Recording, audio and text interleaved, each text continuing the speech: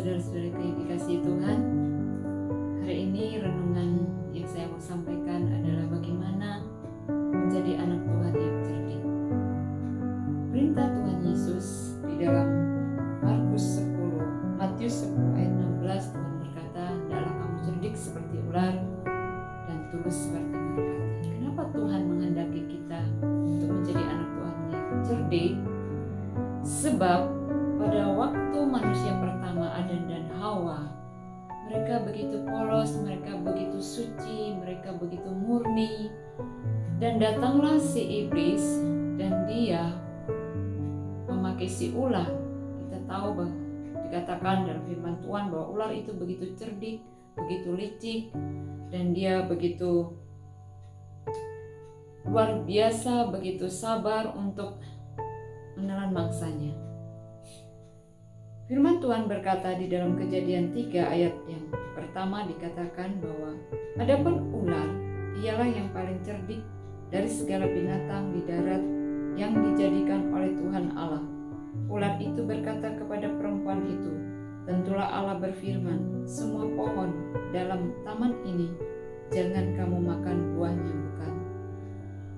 Saudaraku yang dikasihi Tuhan, ular berbicara kepada Hawa dengan memutarbalikkan firman. Dia menanamkan benih-benih keraguan, dan bagaimana supaya Hawa mulai menjadi bimbang, menjadi ragu, dan mulai mencurigai dan berpikir bahwa Allah itu tidak baik. Dan apa yang terjadi?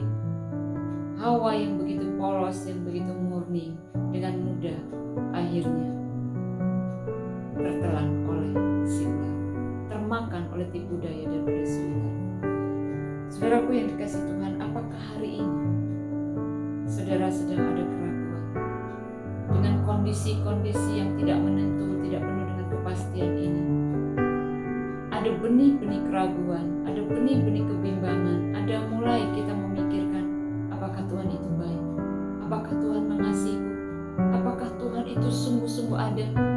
Saudaraku yang dikasihi Tuhan, mari kita seperti yang Tuhan katakan, hendaklah kita cerdik, karena begitu banyak panah-panah api si jahat, tipu daya iblis untuk menghancurkan, menggoncangkan iman kita, bahkan mematikan iman kita.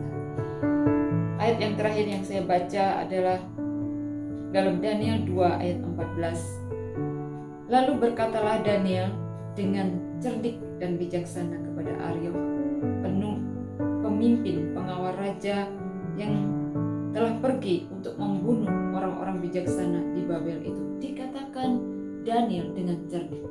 Jadi kita bisa melihat bagaimana Daniel seorang anak muda yang luar biasa, begitu imannya luar biasa, kepercayaannya kepada Tuhan luar biasa di tengah-tengah masa-masa yang